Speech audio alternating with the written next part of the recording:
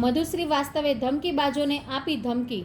વાઘોડિયાના પૂર્વ એમએલએ મધુ શ્રીવાસ્તવે એક સભા દરમિયાન જાહેરમાં વાલી વિલાસ કર્યો કે હું કોઈથી ડરતો નથી અને જો કોઈ મારા કાર્યકર્તાઓને ધમકી આપી તો હું ફાયરિંગ કરી દઈશ। રોકટોક વાણી વિલાસ કરતા આ મધુ શ્રીવાસ્તવ પર સરકાર ક્યારેય લગામ લગાવશે એ તો આવનારો સમય જ બતાવશે।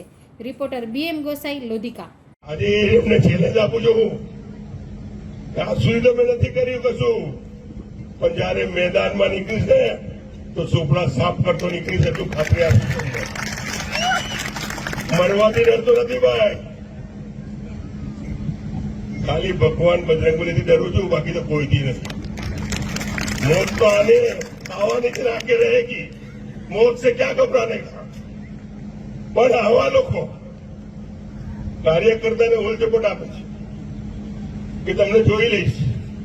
હું કાર્યકર્તાને કહું છું કે હજુ 7 તારીખે ચૂંટણી છે, પણ 7 તારીખની ચૂંટણી દરમિયાન અંદર તમારા લોકોનું કોલર બી પકડે ને તો મધુ શ્રીવાસ્તવ કરતા આવજો, ફાયરિંગ ના કરું તો મધુ શ્રીવાસ્તવ રાખીતા એ કહેવાનું